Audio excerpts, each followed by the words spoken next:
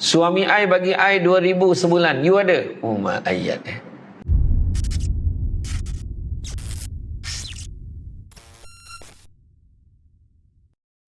Warahmatullahi wabarakatuh. Alhamdulillahillazi arsala rasulahu bil huda wa dinil haqqi liyuzhirahu ala dini kullihi walau karihal kafirun walau karihal musyrikun walau karihal muslimun. Subhanaka la ilma lana illa ma 'allamtana innaka antal alimul hakim. Rabbi shrah li sadri wa yassir li amri wahlul 'uqdatam min lisani yafqahu qawli. Alhamdulillah, syukur kepada Allah Subhanahu wa taala. Segala puji bagi Allah Tuhan sekalian alam. Salat dan salam ke atas junjungan besar Nabi Muhammad sallallahu alaihi wasallam. Alhamdulillah, terima kasih kepada semua yang hadir pada malam ini. Bahagia tuan pengerusi surau Fatimah Az-Zahra, Bandar Kosas, Taman Kosas, Ampang. Tuan Imam, barisan jantan kuasa surau, seterusnya tuan-tuan dan puan-puan yang dirahmati Allah sekalian. Hari ini topik yang telah dipilih adalah keluarga suatu ujian. Keluarga satu ujian. Kalau kita renungkan betul-betul kan, apa juga yang ada dalam dunia ni semua ujian. Dan al-fitan kan. Dan maknanya kalau kita ni kata ujian ni tak pernah berhenti. Nak pula ujian ni pula datang, macam mana tentang sikap kita, cara kita menanggapi apa yang ada di sekeliling kita, termasuklah keluarga kita. Kalau menganggap keluarga kita tu sebagai satu, orang kata, suruhan, maka kita akan suruhlah. Kalau kita anggap dia sebagai anak buah, maka dia jadilah anak buah. Kalau anggap dia sebagai satu tempat untuk berpaut, jadilah dia tempat berpaut. Tapi yang paling besar sekali sebenarnya, yang dalam yang mengatasi segala-gala yang kita fikirkan, satu perkara je, keluarga ini adalah amanah daripada Allah. Itulah yang paling tepat sekali. Keluarga ni amanah daripada Allah. Allah bagi kat kita keluarga untuk ditadbirkan, untuk diuruskan. Itu sebab disebut 7 golongan yang mendapat naungan daripada Allah akhirat nanti, yang mana tak ada naungan selainnya. Apakah dia? Iaitu yang pertamanya adalah pemimpin yang adil, kan? Pemimpin yang adil tu bukan hanya menteri, Perdana Menteri, ketua, presiden, tak. Termasuklah juga mesti surau, tak, termasuk ketua keluarga. Pemimpin yang adil. Adil pada ahli keluarga dia, adil pada anak-anak dia, adil pada isteri dia. Yang keduanya disebutkan sebagai orang muda yang menyibukkan dirinya beribadah pada Allah. Yang ketiga, orang yang hatinya terpaut pada masjid. Keempat, orang yang berkasih sayang kerana Allah, bertemu kerana Allah, berpisah kerana Allah. Kelima, orang yang diajak berzina oleh perempuan yang cantik dan kaya tapi ditolaknya kerana takut kepada Allah. Keenam, orang yang bersedekah, tangan kanan bagi, tangan kiri tak tahu, mana merahsiakan, menyembunyikan sumbangannya. Dan begitu juga yang ketujuh. Yang ketujuhnya adalah orang yang duduk bersendirian, basah pipinya dengan air mata, mengenangkan dosanya kepada Allah. Jadi kita cerita yang pertama tadi, pemimpin yang adil. Sebut pasal sumbangan. Orang heboh benar lah ni pasal bantuan banjir kan? Sampai tutup lah jalan nak Kelangan. Tutup jalan Kelangan, habis semua nak pergi bagi bantuan kat sana, jalan dah mandap kan, jadi terpaksa tutup, hanya agensi kerajaan. Tiba-tiba pula ramai nak jadi Allah Ta'ala. Faham tak maksudnya? Semua menghukum orang. Muka dia ni tak nampak, muka dia ni tak nampak, muka dia ni tak nampak, semua cakap. Tak ada kau ni, kesian abang bomba tu, kesian betul. Dah bukan dia tak baik, tak cukup. Siapa sangka kan, yang standby kat Kelantan Terengganu, Botolu pula kat Selangor. Mana tahu kan, menunggu ayam kat korban lain pula yang Botolu. Mana sangka kan, mana sangka. Jadi sabarlah sikit, janganlah kita nak ni kesian kan. Tapi saya yakin semua sedang menggerakkan usaha nak membantu sebaik mungkin mangsa-mangsa yang terbabit. Jadi termasuklah kita cerita tentang tentang pembinaan keluarga, kan? Dimulakan dengan pernikahan. Ada je ujian dia tu, kan? Ujian dia nak mencari pasangan dalam membentuk keluarga. Ujian juga, kan? Macam manalah isteri yang kita nak pilih ni, kan? Yang seorang pilih yang lawa. Ingat kisah macam mana Husam bin Nuh, dia ada seorang hamba namanya Mubarak. Mubarak ni hitam betul-betul, berkilau, kulit hitam tu. Jadi Husam bin Nuh ni dia tanya, aku ni nak cari menantu. Aku nak cari menantu, apa pandangan kau wahai Mubarak? Mubarak kata, kalau kau nak cari, kau carilah yang, dia kata jangan kau cari kerana kerana rupa. Kan? Kerana rupa, kerana itu perangai orang Nasrani. Orang Nasrani ni nak cari yang lawa ya. Jangan kau cari kerana keturunan, tu panggil orang Yahudi, nak cari keturunan dia ya. Jangan cari kerana harta, kerana itu tanda orang gila dunia. Habis macam mana pula? Carilah orang yang beriman dan bertakwa. Dia pun cari. Kan? Ringkas cerita, cari tak jumpa, payahlah. Susah-susah kau lah kahwin dengan anak aku, Mubarak ni. Mubarak ni pun senyaplah kahwin. Mubarak ni baik. Macam mana baiknya Mubarak ni, pernah satu ketika Husam bin Nuh ni nak pergi outstation, ada kerja, ada bisnes. Jadi Mubarak dia kata, bosan, aku amanahkan kau tolong jaga ladang buah ni elok. Aku ni mungkin dalam 2-3 bulan tak balik ni, kau tolong jaga. Baik tuan kata, dia jagalah. Sebagai hamba dia jagalah. Lepas 2-3 bulan dia balik, dia tanya, Mubarak, kau tolong potik, kau tolong ambil 3 buah yang paling manis yang Litang bagi kat aku. Mubarak tu pun potik lah 1, 2, 3 bagi ke tuan dia. Tuan dia makan buah yang pertama, masam. Tak apalah, tak pandai warna ali Buah kedua pun masam. Sampai buah ketiga pun masam. Macam mana kau ni Mubarak? 3 bulan aku bagi kau jaga ladang ni, kau tak tahu kau mana masam, mana yang manis? Maka jawab Mubarak, demi Allah, kau pesan ke aku suruh jaga ladang, kau tak pernah suruh aku rasa. Itu cakap dia. Cuba kalau kita jaga ladang buah, tuan-tuan, agak-agak macam mana? Sebakul buat balik. Ni kedah kebetulan dan kena jaga, ada lebih ni joki lah ni, suka dia kan. Tu kalau kita, tuan-tuan, kan, macam itulah amanah dia. Dan tu sebab pilih dia jadi kahwin. Tentulah. Tapi kalau nak kahwin tu pula, betul lah dalam ayat itu rupa tu kata mengikut orang Nasrani, tapi maksud dia tu jangan hanya kerana rupa, jangan hanya kerana harta. Jadi Nabi pun ajar pertama tengok li jamaliha, tengok kecantikan dia. Tengok juga cantik, jangan tak tengok langsung cantik. Sebab nak menghadap dia bukan sehari dua.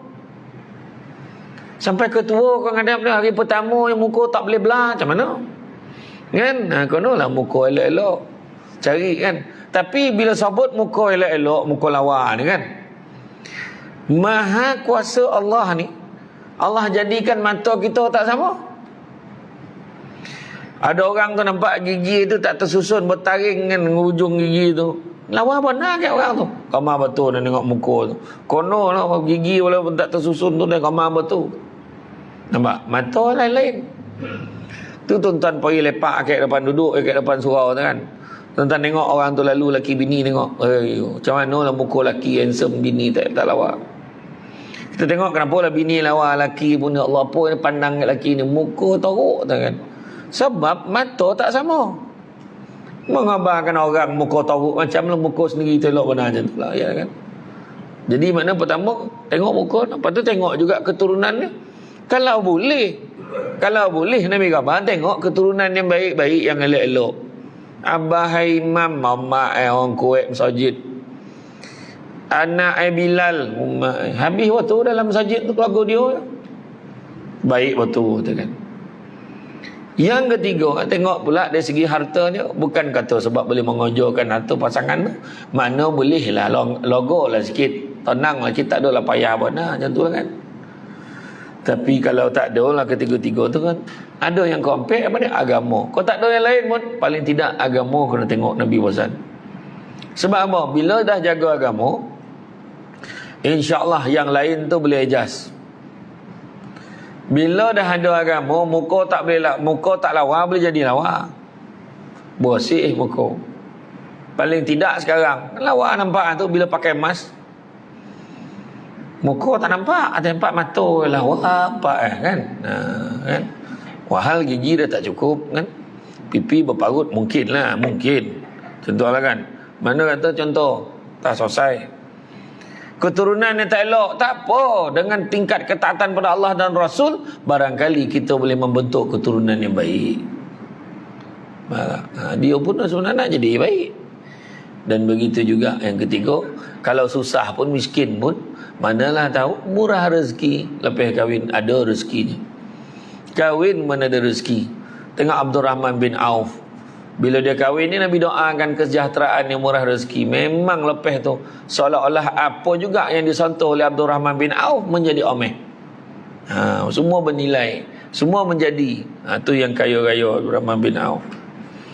Maka pasangan kita ni disebutkan dalam surah Ar-Rum, yang mana Allah Ta'ala berfirman, wa min ayatihi an khalaqalakum min anfusikum azwajan litaskunu ilaiha wa ja'ala bainakum mawaddatan wa rahmah inna fi zalika laayatin liqaumin yatafakkarun.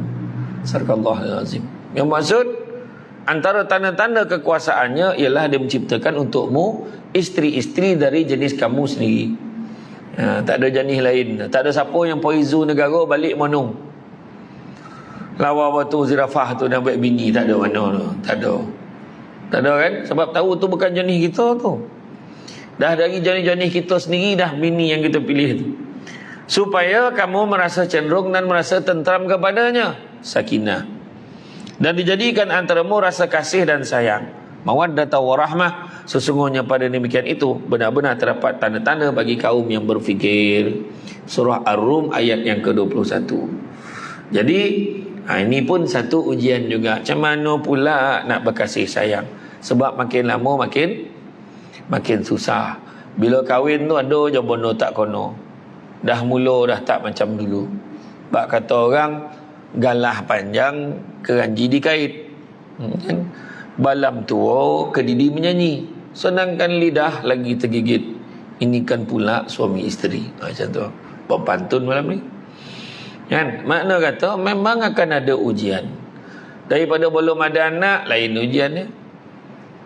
Sampai satu tahap gas pun tak ada duit nak beli. Kan? Baru beli gas, hanyut pula akik banjir. Contohlah kan? Ada yang baru kahwin, ada siapa share gambar siang tadi, pengantin tu, baju pengantin dah habis, ke t-shirt dah. Jadi ya, tak ada masalah tu. Nak tunjukkan apa?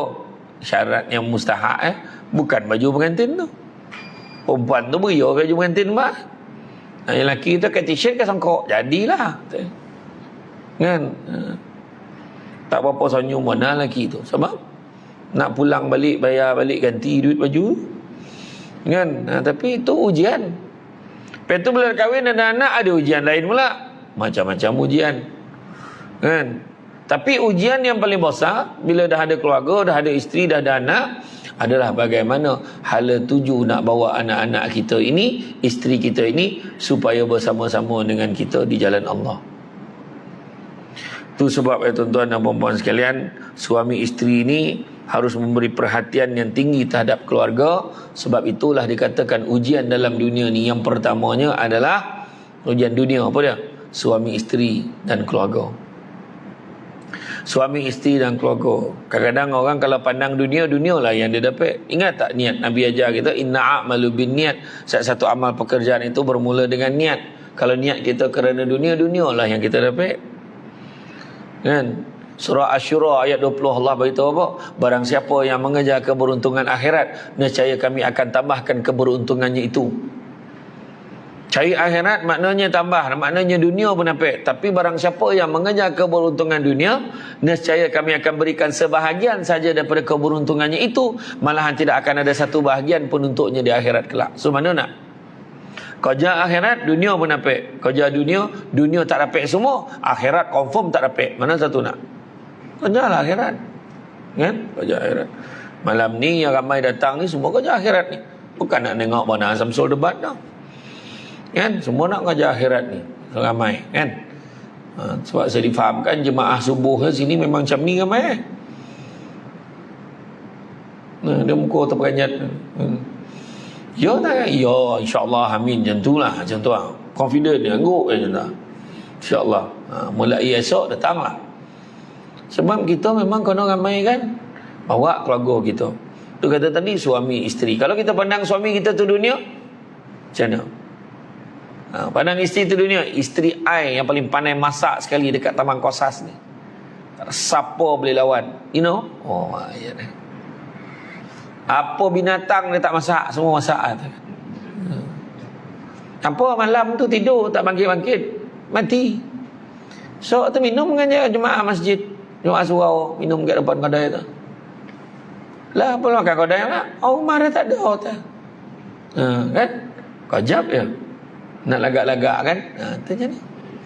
Suami I bagi I 2,000 sebulan. You ada? Oh mak ayat Suami I bagi duit 2,000 sebulan. You ada?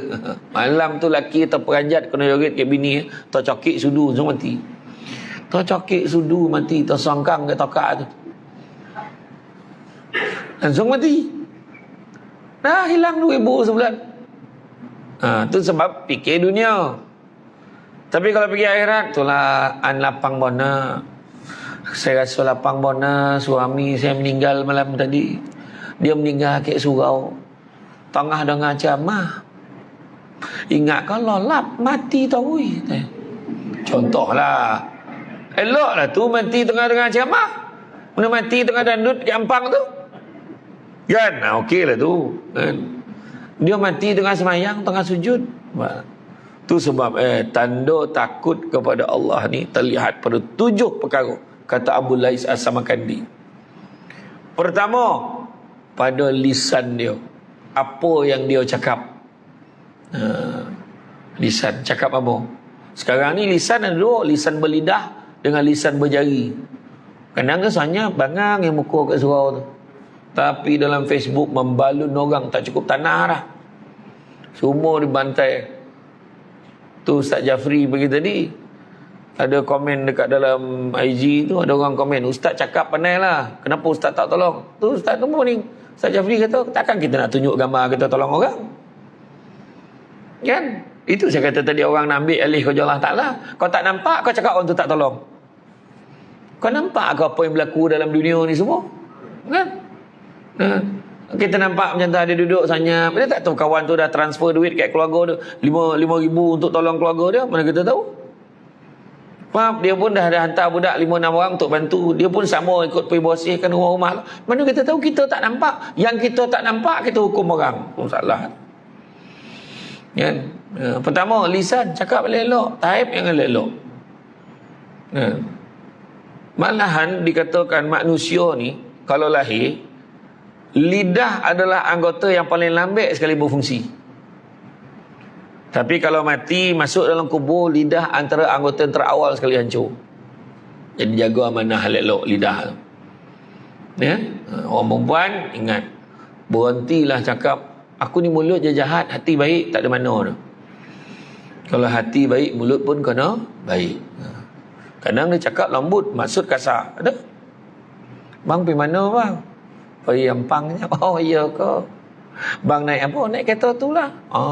Abang jangan lupa tau, kereta tu nama siapa? Umar. Kereta tu nama siapa? Sebut dah. Langsung tak banyak bawa kereta tu dah. Contoh lah, contoh. Wahal bulan-bulan lelaki bayar tu. Contoh lah kan. Yang kedua, jaga apa? Yang kedua, lapar lisan, jaga mata. Tengok yang baik-baik. Tengok Quran. Kan?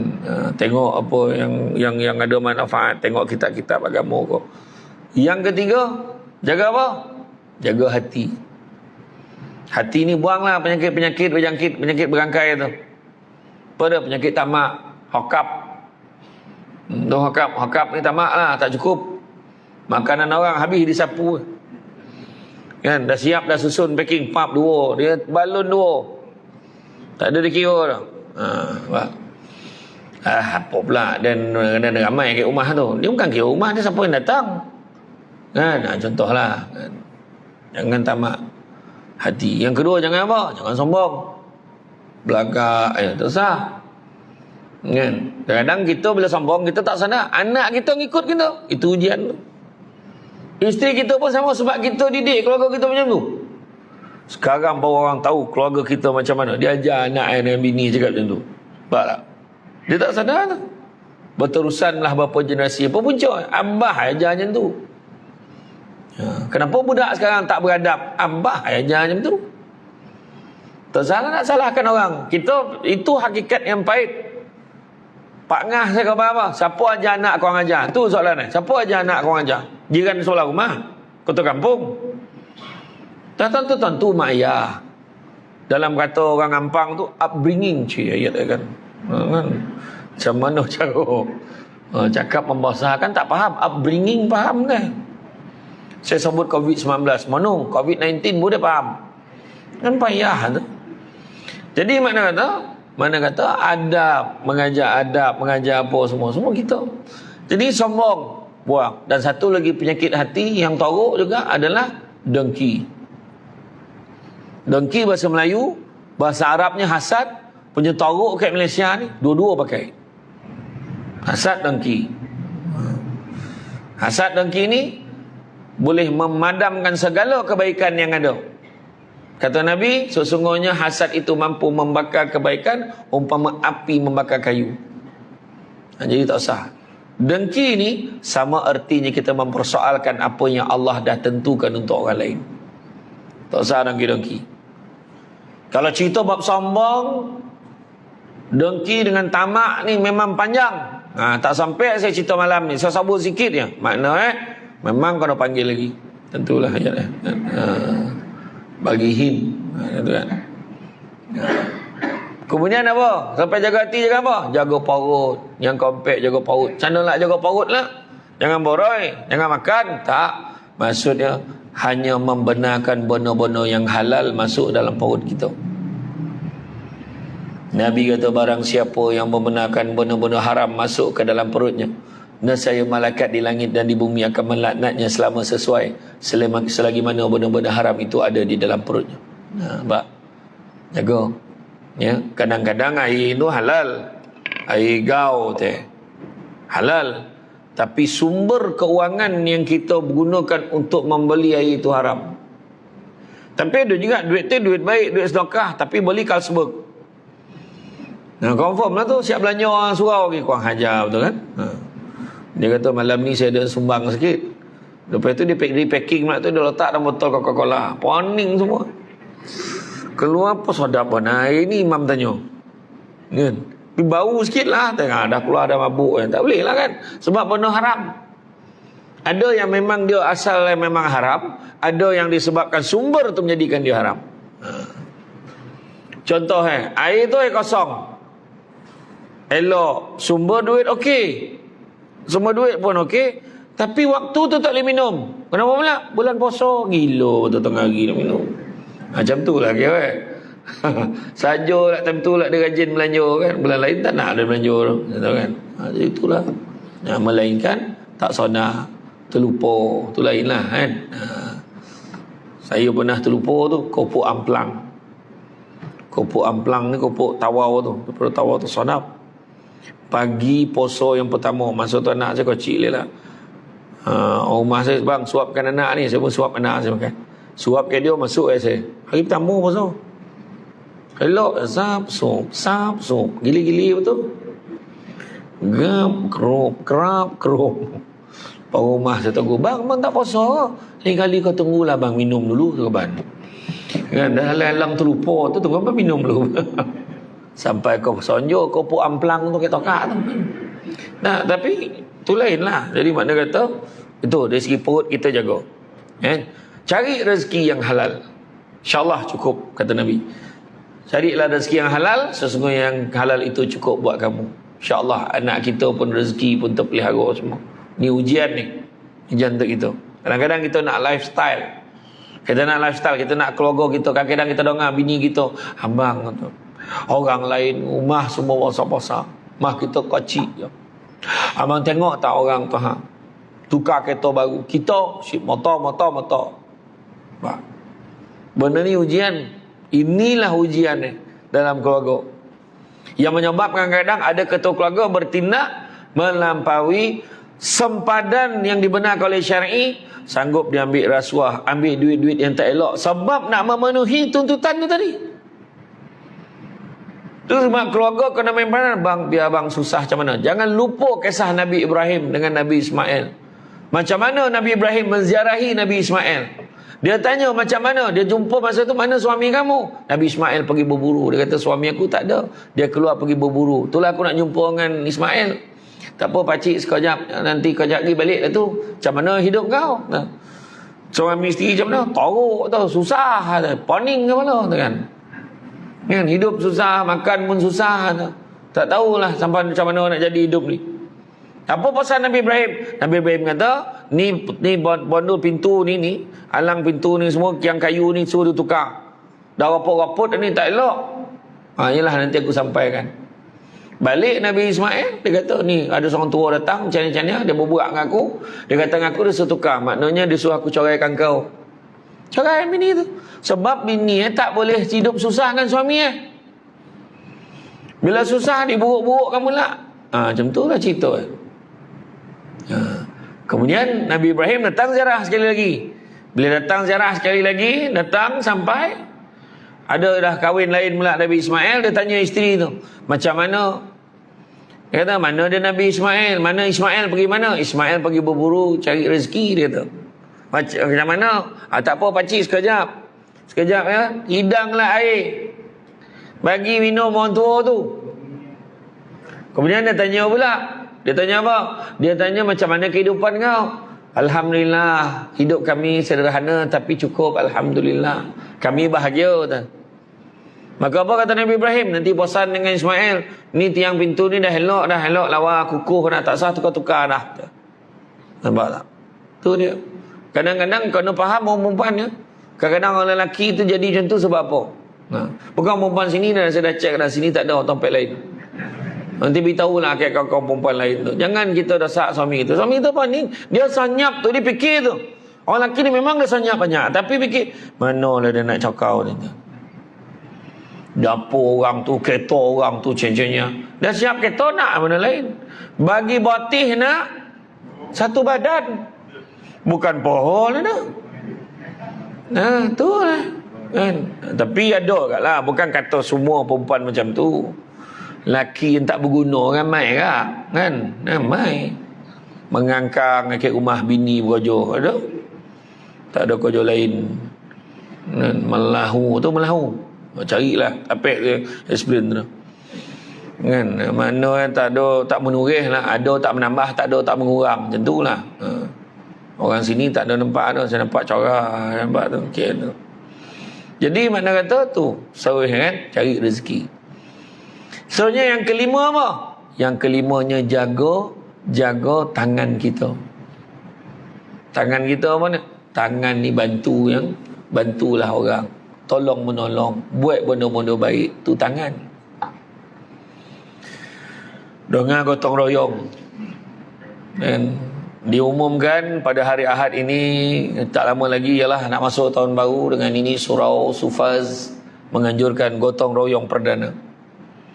Jadi jemput kepada jemaah untuk hadir beramai-ramai. Jangan risau. Muka yang sama datang.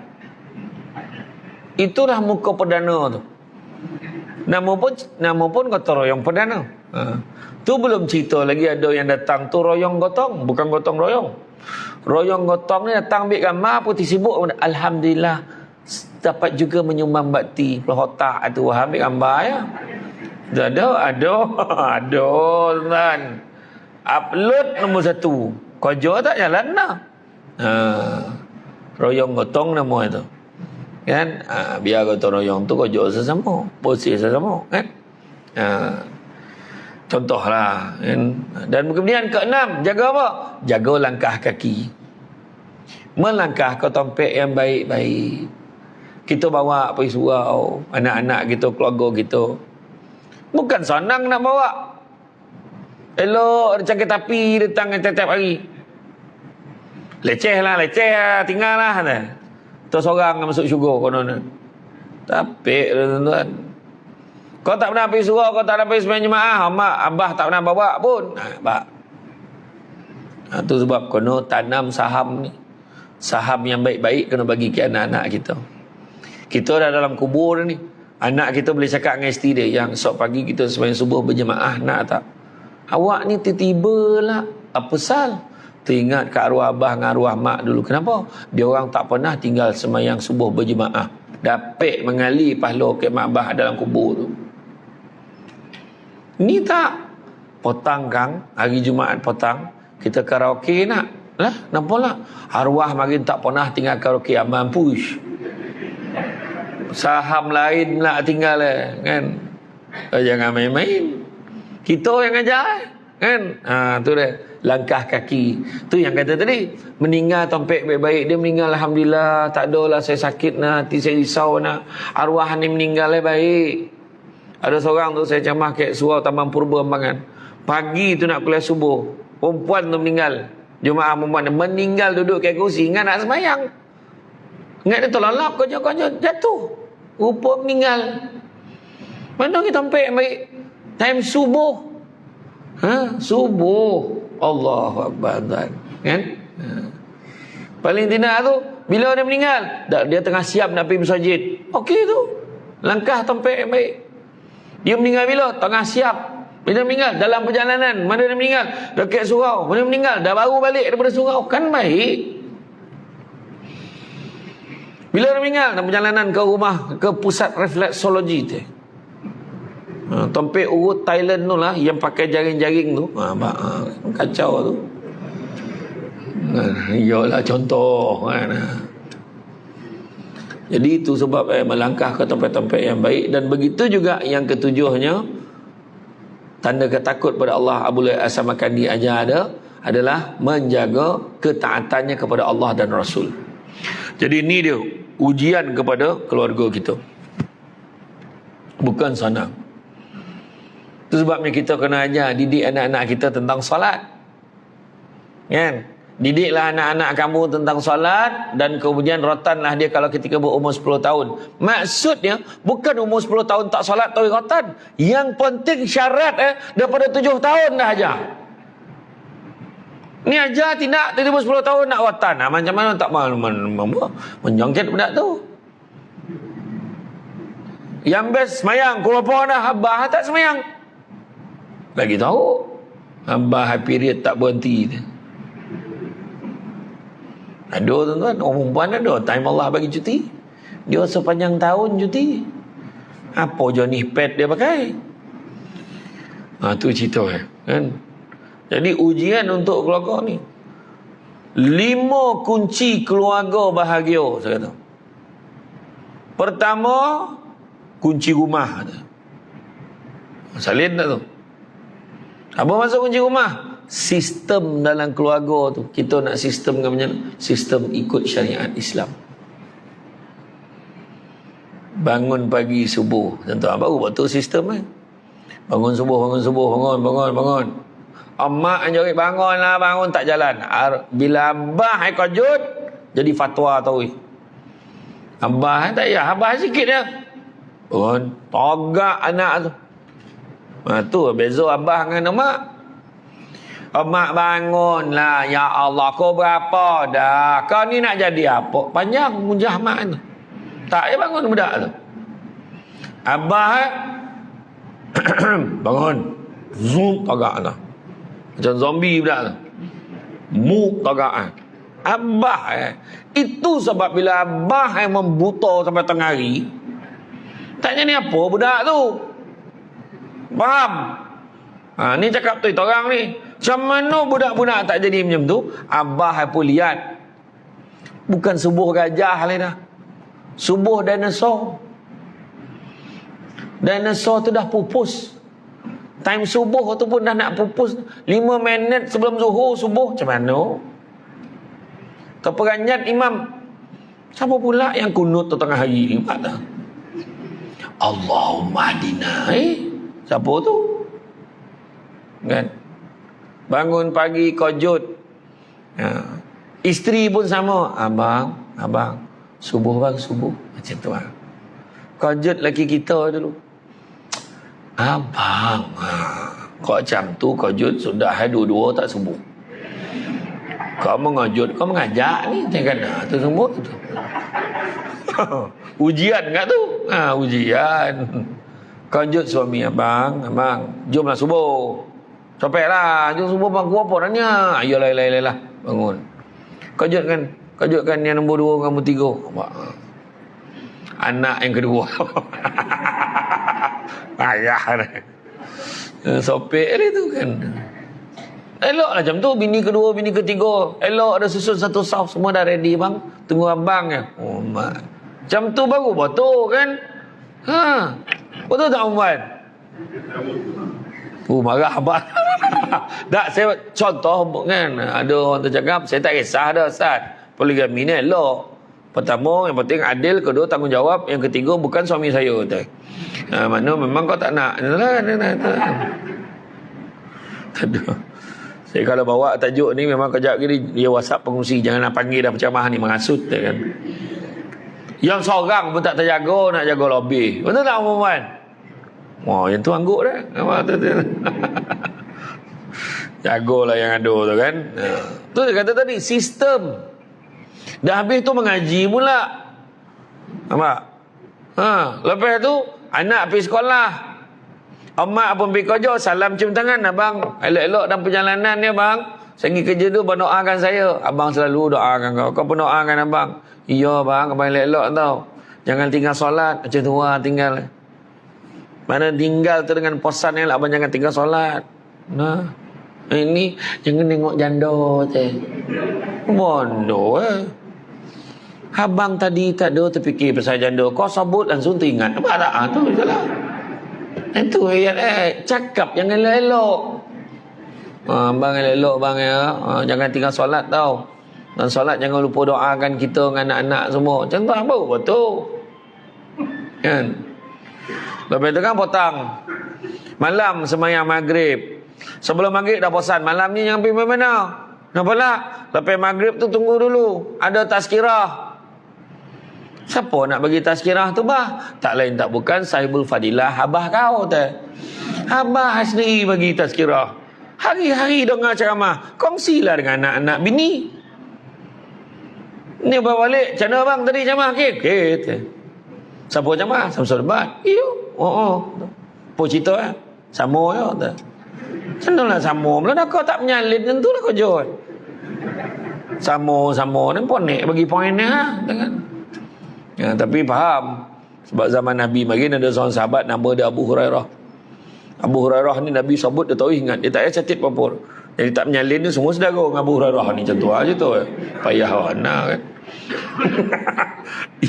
Yang tak Imam Syafi'i kan khabar ilmu itu ibarat haiwan buruan. Nak tangkap dia memang dengan mata pena. Sekarang dah canggih handphone dah tu. Kan? Tapi tak apa, sekarang ni ada live. Kamu boleh tengok balik. Itulah. Biar saya tanya, saya jawab. Macam itulah. Kan, macam tu. Ya, sistem kan hidup kita dengan cara Islam. Malam tu semayang. Semayang jemaah sama-sama. Kan? Dia tengok tahun lepas. Tu kan hikmah besar COVID-19 tu. Berjemaah tarawih tak ada satu pun tinggal tahun lepas. Satu pun tak tinggal sebab semayang kat rumah.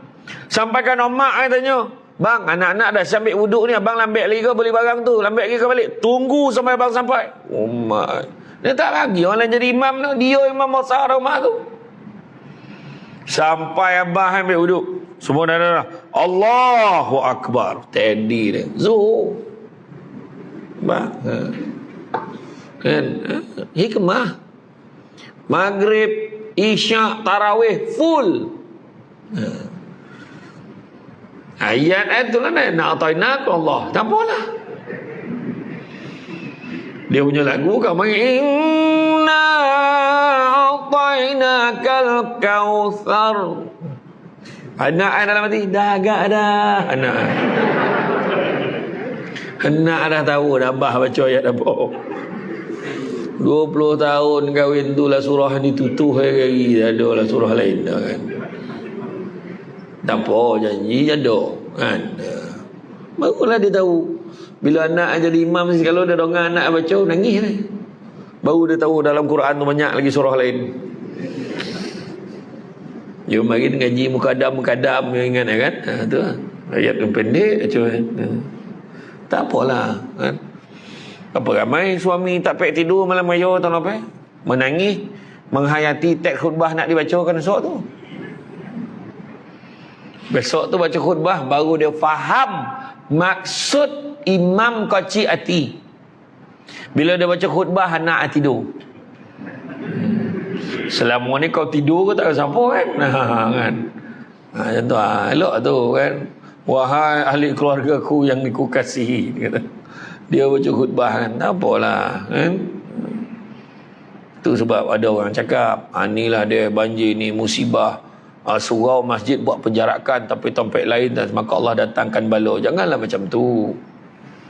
Sekarang ni cerita penjarakan ni sebab kita mana yang kita boleh kawal, kita kawal. Kan baru ni dah diumumkan, kita akan buat keputusan sedikit masa lagi tentang penjarakan. Mungkin nak rapat sikit lagi kau. Kita akan buat keputusan. Tapi janganlah gitu. Yang isu sekarang bukan isu penjarakan. Isu kau tak datang. Kan? Akhirnya yang salahkan siapa? Tak datang hari tu. Rindu rumah Allah, rindu rumah Allah. Bilakah penantian ini akan berakhir? Dah PKPB boleh datang suara, tak datang. Kan ada setengah negara, ada beberapa negara itu bila sembahyang Jumaat dia kena daftar online.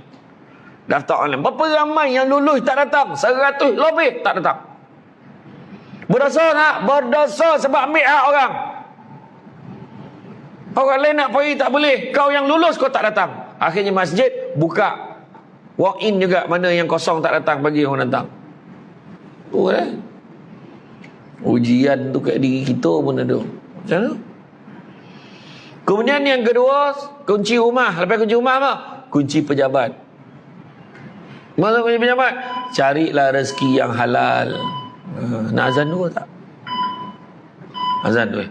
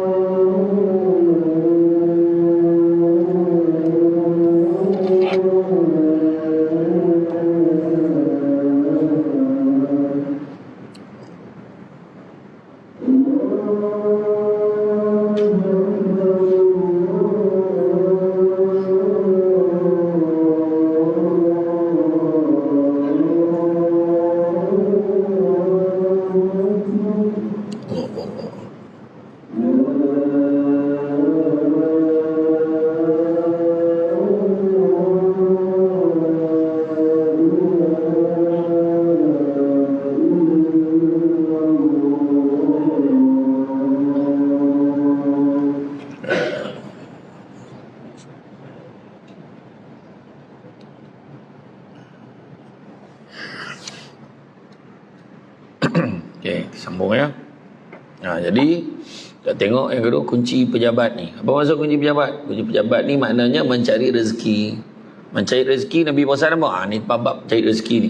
Carilah rezeki yang halal, kerana sesungguhnya yang halal itu cukup buat kamu. Nabi dah pesan. Dan Nabi juga sebut, anak-anak Adam kalau diberikan 2 lembah emas, nescaya dia akan minta lembah yang ketiga. Bayangkan. Maknanya dia dah tahu dah, anak-anak Adam ni bagi 2, dia nak 3. 2 lembah emas tu, besar, banyak. Berapa banyak dah tu, tapi tetap tak cukup. Nak cari, nak lagi. Itu sebab kita dilarang dalam kitab Minhaj Al-Abidin daripada Imam Al-Ghazali, Allah melarang sama sekali hambanya panjang cita-cita. Hidup pagi, jangan cita-cita hidup petang. Kalau petang lah, jangan cita-cita hidup sampai malam. Malam kan, jangan cita-cita hidup sampai esok. Hiduplah seadanya, sekadarannya. Kan? Tumpah baju Melayu. Sepapan. Tahun lepas, awal tahun. Ni baju ni nak pakai pagi ayo ni. Orang dekat Sufas tu tengok mau buntang mata ni. Dah ready dah. Dah standby dah. 1 suit, 2 suit. Sekali PKP. Sebelum dah pakai. Ambil gambar, masuk dalam Facebook, orang ingat baju lama. Tak ada siapa nampak baju baru tu. Dalam gambar lain. Itulah cerita yang tadi. Cari yang halal. Yang halal tu cukup buat kamu. Malahan dalam bab rezeki ni, jangan lupa pada orang yang susah. Nabi pesan, tangan yang di atas lebih baik pada tangan yang di bawah. Makna memberi lagi elok daripada kita menerima. Dan Nabi pesan, banyakkan melihat yang di bawah. Pasal atas bawah ni ada 2. Satu lagi apa? Satu, tangan yang di atas lebih baik daripada tangan di bawah. Satu lagi pasal atas bawah ni Nabi pesan, banyakkanlah melihat yang di bawah daripada melihat yang di atas. Kenapa? Dengan melihat yang di bawah, kamu akan lebih bersyukur dengan apa yang kamu ada. Tengok orang lagi susah daripada kita. Jadi ni ujian Allah Ta'ala bagi kat kita. Kan? Cari rezeki, cari yang halal. Kadang-kadang kita mengajar, terlampau mengajar kemewahan dunia, akhirnya kita sendiri yang hanyut. Saya sebut tadi, pertama keluarga, yang kedua kedudukan sementara. Kedudukan, pangkat, kuasa sementara. Berapa ramai dalam ni dulu pegawai tu, lepas tu sampai masuk kat tiang tu pencen. Tak, bukan cakap tuan-tuan, ada termasuk yang bercakap ni. Saya pun dah ada kad pesara, tunjuk kat hotel dapat 10%. Kan sampai masuk kan, sampai masuk. Nampak muda ni. Saya ni tua sebelum usia. Tua dulu sampai. Kan? Ya. Sampai masuk habis Allah ambil ya. Jadi ketua kampung, tukar dah ketua kampung. Jangan main-main. Sekali pilihan dengan you, colop dakwat 3 Perdana Menteri kita dapat. Kan? Mana cakap apa? Betul tak? Kita pecah rekod tau, jangan main-main. Donald Trump tu, anda mana sampai punya jobo ni belagak ni sebenarnya. Tengah dia bercakap, dia boleh halau perempuan bertudung tu. Keluar tu, go out tu. You out tu. Dia menyampah tengok orang tu dalam majlis dia. Apa? Sudah dia yang kena out. Dah lama dah Presiden Amerika ni semua 2 penggal. Dia pula 1 penggal dia dah out. Kalah dengan yang sama bingai macam dia. Biden kau macam tu lah nama. Orang je mapuh pilih presiden. Tentulah.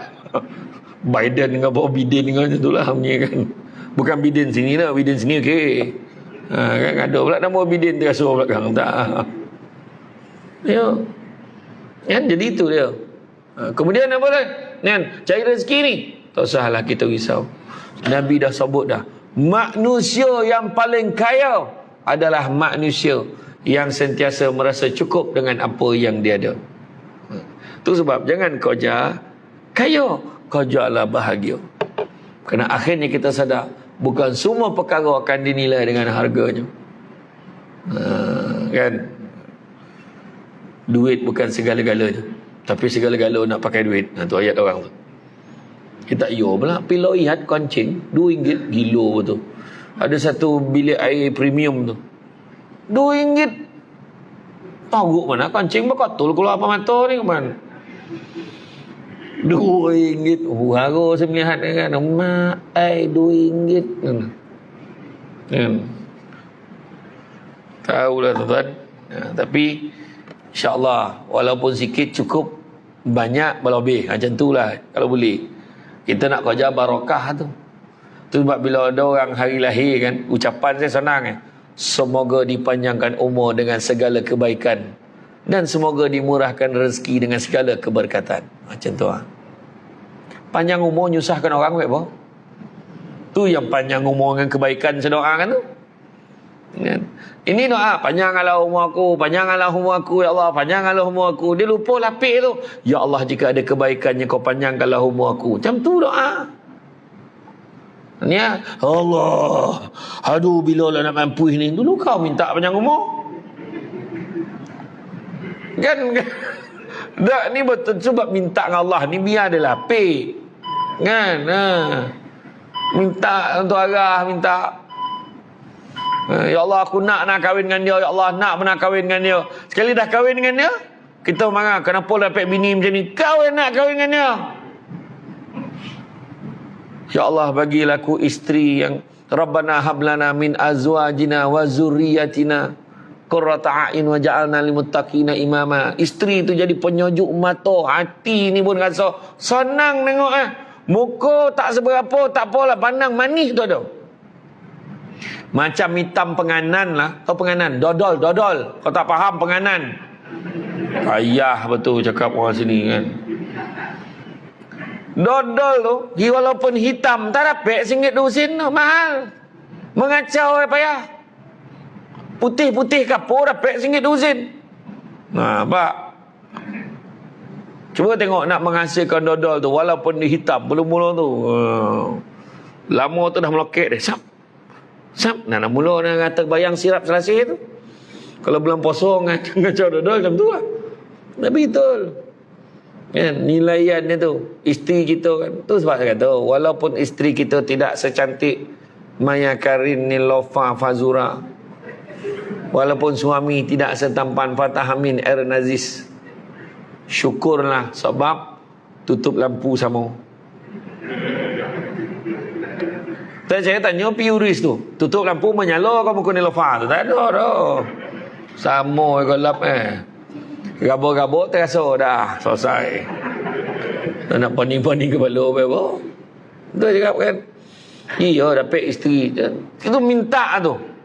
Dapat isteri apa? Rezeki. Isteri pandai masak. Lawa ya Rab. Masak apa pun tak reti. Kan payah tu. Orang perempuan jaga ompek orang lelaki ni. Jaga mata. Kailah lawa. Tanya suami tu, abang Gama saya pakai baju apa? Cakap. Abang Gama mana nengok kau pakai telokong? Pakai telokong. Masak pakai telokong ni, kambang ke dapur. Kan? Yang kedua jaga apa? Jaga hidung, wangi-wangi. Suami balik spray, zap. Tentu alamak sampai lah dia ambil capai pam, zap, baygon spray dia. Kan, fuma kila bantai, janji ada kan. Apa tahu nak bau kau ni? Musim denggi bang macam tu. Yang ketiga jaga apa?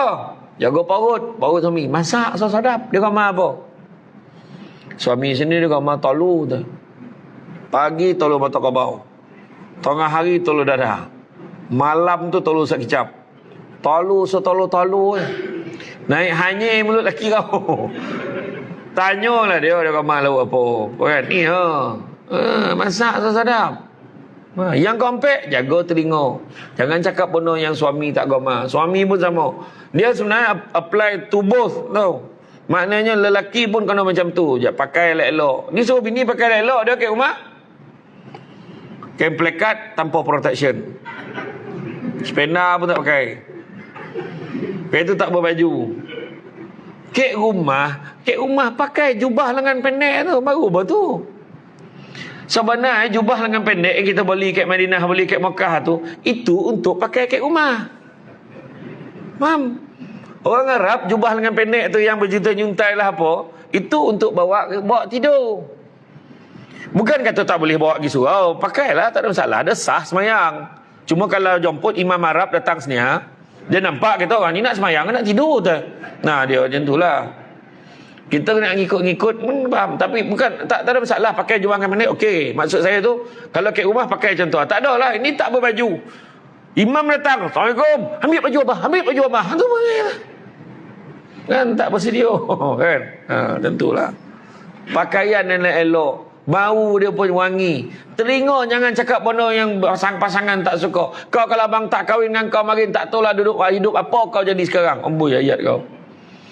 Bini pun sama. Kalau tak sebab mak ayah saya tolong awak, tak tahulah awak jadi apa. Jangan. Telinga. Ya. Ujian tu.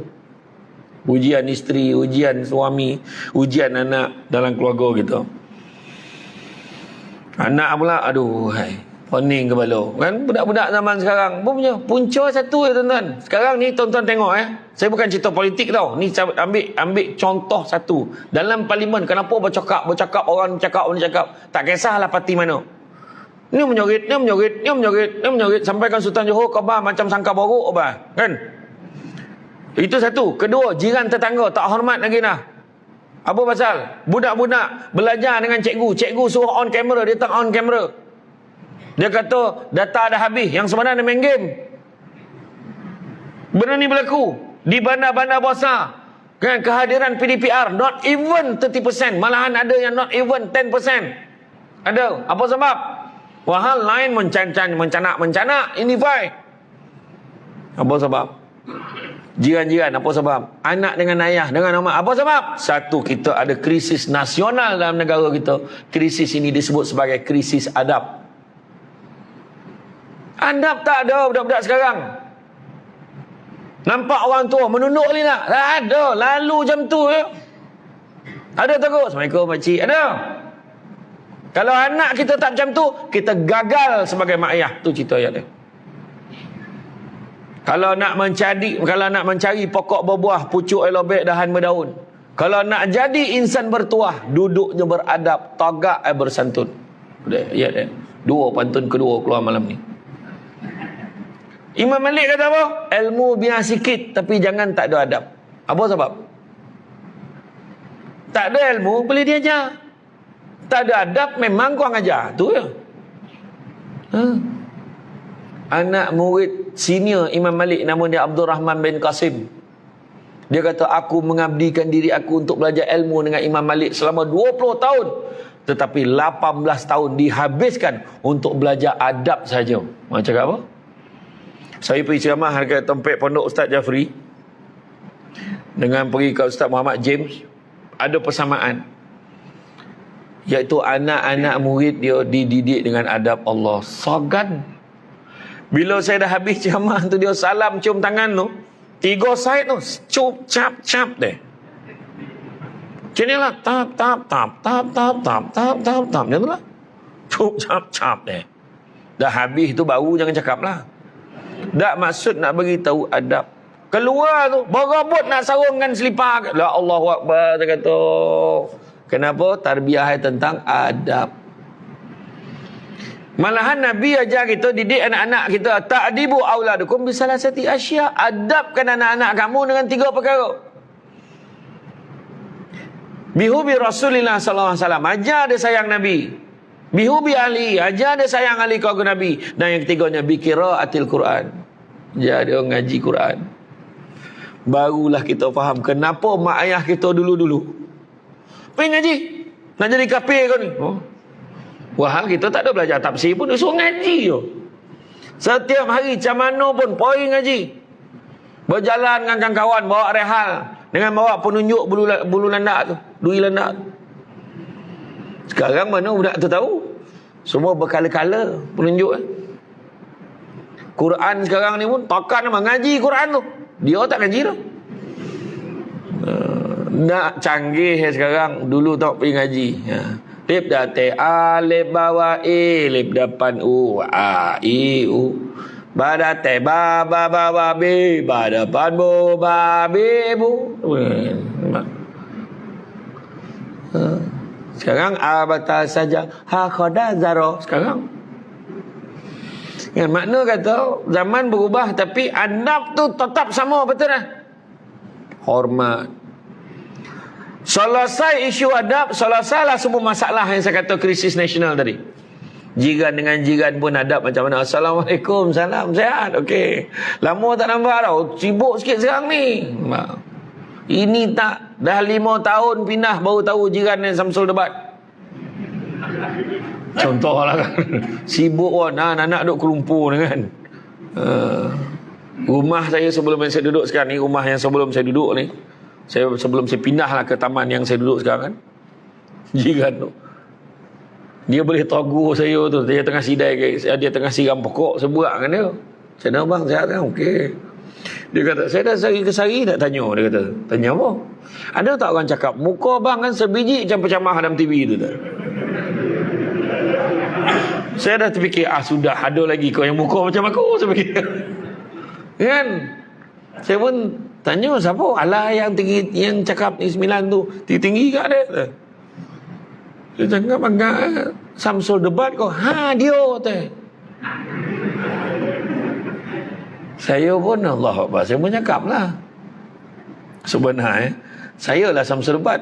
Abang kau nak gurau agak-agak lah. Dia kata tak percaya dah. Sebab tengok muka rokek-rokek lain dengan dalam TV lain. Kita pula dengan tak bersongkok, tak berkepiah, berburak elok kan. Lepas 2 hari kau dengar saya balik malam tu nak sampai kat depan rumah tu, nak buka tu pagar, berlari dan salam tu, minta maaf bang, minta saya tak tahu abang lah Samsul Debat. Bini cerita abang buta kau tak tahu tu Samsul Debat. Bini marah.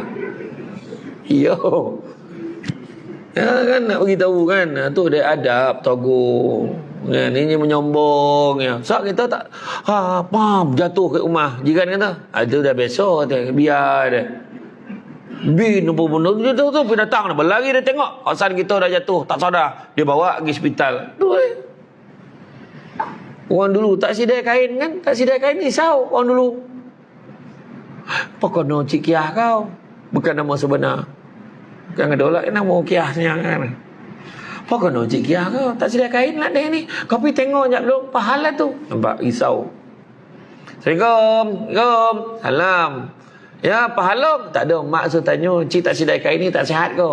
Tak adalah cik sihat. Kenapa berdapat TV baru? Balik dia report ke mak. Mak Cik Kiah sihat. Cik Kiah sihat. Cuma dia ada TV baru. Besar ke TV Kata mana pula ada mak mak apa copek capai selendang zap datang. Assalamualaikum. Tengah mula dia nyibuk nak tengok TV orang tu pula. Dulu tu sebab jadi rapat. Datang rumah. Assalamualaikum. Salam ya cik. Mak ada cik. Sekejap orang cik nak ajak kenduri. Tutup TV. Cik duduk saya panggil mak sekejap. Mak copek lah mak. Yang lama mana tengok TV tu. Kan habislah cerita tu. Dulu mana ada Beyond, mana ada rekod-rekod. Sudah lama lah berburak. Orang dulu adab kan, bagi masuk duduk. Budak sekarang Assalamualaikum, salam. Mak ada cik, ikut belakang. Dah lah rumah teres tengah lah tu, ikut orang belakang. Kotak-kotak dah rumah India mana. salah kira pula kan. Semua lah tu. Jaga adab. Jaga adab selesai lah masalah kita, banyak masalah selesai, ya. Jadi yang pertama tadi kunci rumah, kedua kunci pejabat, cari rezeki yang halal. Ketiga kunci kereta. Hala 7 pemanduan keluarga kita ni, ujian dia.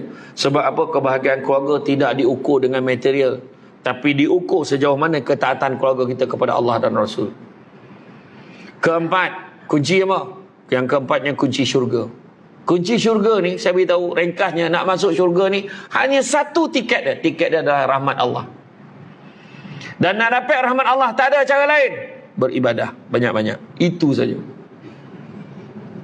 Dan nak mencapai kesempurnaan ibadah, ringkas dia, tak sampai nak urai panjang dah. Mencapai kesempurnaan ibadah, pertama mesti dengan ilmu. Dia tak main ikut-ikut, mesti belajar. Kedua, mesti ikhlas. Ketiga, ada perubahan dan kesan pada tindak tanduk dan perangai kita. Ni semayang mengumpet laju ya. Ada yang bodoh, tak apa bodoh je ke surau ni, duit banyak, program tak ada. Kan ngumpet tu. Jawab balik, program banyak, kau yang tak ada, cakap tu. Ni gambar. Tu dia tak datang, salah. Tu yang ketiga. Dan yang keempat, mestilah dengan niat yang baik. Inna a'malu bin niat yang saya sebut awal-awal tadi kan. Niat. Perbetulkan niat kita. Tu kemudian ke semua ibadah tu kita kena cerita tajuk lain. Mana dah 3 dah camah kalau panggil. Mana dah tertunggak 3 tajuk macam tu. Dan begitu juga seterusnya adalah kunci spare. Apa maksud kunci spare? Kunci spare ni adalah setiap orang ada kunci. Suami ada kunci, isteri ada kunci, anak-anak ada kunci. Jadi bila ada kunci, mainkanlah peranan masing-masing. Jadi memang akan menjadi ujian. Saya kata tadi, ujian keluarga. Suami, isteri, anak-anak. Anak-anak nak bagi anak-anak kita ni berjaya. Saidina Umar dah ajar 3 peringkat nak didik anak. Pertama, 7 tahun pertama, layanlah anak seperti raja. Apa dia nak, bagi. 7 tahun pertama. Tak susah, kau dah RM2 banyak. Yang kedua, 7 tahun kedua, layan anak seperti hamba. Dah mula bagi dia kerja. Tanya orang-orang lama sini, umur 7 tahun dah buat apa? Tolong mak ayah pergi mana? Pergi bandar, pergi pokan, pergi apa? Pergi sawah, pergi mana? Pergi kebun, buat apa? Orang perempuan dah masak, 7-8 tahun dah pandai masak. Kan? Layan anak seperti hamba. Makna hamba ni bukan semua benda dia nak, dia boleh dapat. Ini asal nak, bagi. Rosak budak tu. Dan selepas 14 tahun, layanlah anak seperti sahabat. Tu dia. 3 je peringkat dia. Jadi jangan terlambat. Ini dapat boleh tahun baru nak ajar semayang, baru nak ajar apa, tu yang borek. Melontor buluh, biarlah dari robong. Robong ni lambut. Dah jadi buluh, standard buat lomang dah bola habis humban, tak ada apa dah. Kan? Tu dia. Dan begitu juga tuan-tuan dan sekalian, maka masa yang ada kan, kita tahu ujian tadi keluarga, suami isteri anak-anak, kedua pangkat jawatan, yang ketiganya adalah harta benda, sementara sifatnya. Dunia ini sementara sifatnya, apatah lagi yang ada dalam dunia. Jadi jangan didik anak-anak kita tentang kaya, ajar mereka tentang bahagia. Sebab kebahagiaan di dunia dan akhirat, buka balik surah Asy-Syura ayat 20 yang saya bacakan tadi. Mudah-mudahan surah Asy-Syura ni akan menyadarkan kita kepada pentingnya kita mengajar matlamat akhirat lebih daripada dunia ini. Ya? Ingat tu. Berburak pasal kaya sampai sudah tak selesai. Sini ada orang kaya, jangan risau, ada lagi kaya lagi. Orang ni kaya, ada lagi kaya. Tak berhenti, tapi jadi baik. Tak ada sempadan, buatlah baik banyak-banyak. Adalah kebaikan Allah Ta'ala akan bagi kat kita. Saya berburak dengan orang kaya ke Sunway tu. Rumah ni mahal tak tu? Mana mahal? Masa saya beli dulu murah lagi. Maksud baru 4 juta. Saya salah tanya ke dia salah jawab? Dia cakap baru 4 juta macam RM4 apa ni? Tapi dia bukan belagak. Memang tu bahasa dia. Ada seorang datuk tu kat Kajang. Tok, dia kata dia bagi saya, "Cu rasanya sedap tak kupuk ni?" "Sedap." Itulah, saya pun rasa sedap tu. Saya beli kilang tu. La ilaha illallah. Kau nak sedap, kau belilah kupuk tu berbanyak. Kau beli kilang tu bahal kan. Tapi makna dia nak baik pelaburan dia tu. Tak apalah. Tu bahasa dia, bahasa orang kaya. Tak terkejar gitu tuan-tuan. Jadi kita ukur baju badan sendiri, bersyukur dengan apa yang kita ada. InsyaAllah adalah rezeki Allah bagi kat kita. Ada orang tanya saya baru-baru ni, Ustaz, betul lah Ustaz tersebut rezeki tak ada, rezeki tak pernah salah alamat, kenapa tak pernah sampai ke alamat rumah saya? Lah, dia tanya. Saya kata jangan kau cakap macam tu, mana hati kau buta tu. Allah bagi nikmat tak semestinya sama macam yang kita minta. Tapi rezeki ada kita bagi. Malam tadi berapa ramai yang terlalap nengok bola? Terlalap nengok bola. Yang terlalap, jago bagilah, hidup lagi. Tak sampai minta panjang umur, tapi bagi tadi hidup lagi. Rezeki tak tu? Rezeki. Tak ada siapa pun yang kecewa bagi tadi. Kenapa lah aku hidup lagi? Tak ada. Kan? Bersyukurlah, belajar bersyukur dengan apa yang kita ada. Jadi tuan-tuan dan puan rahmati Allah sekalian, saya rasa itu saja untuk hari ini. Ucap terima kasih banyak di atas kesudian mengundang saya pada hari ini. Apa-apa pun budak-budak membawa galah nak menjolok buah berangan. Kalau ada silap dan salah dikata tidak, dicaci jangan. Tonang-tonang air di laut, sampan kelok mudik ke Tanjung. Hati terkenang mulut menyebut, jasa baik tuan-tuan menyemput, rasa nak junjung. Jadi itu saja daripada saya, cuma sedikit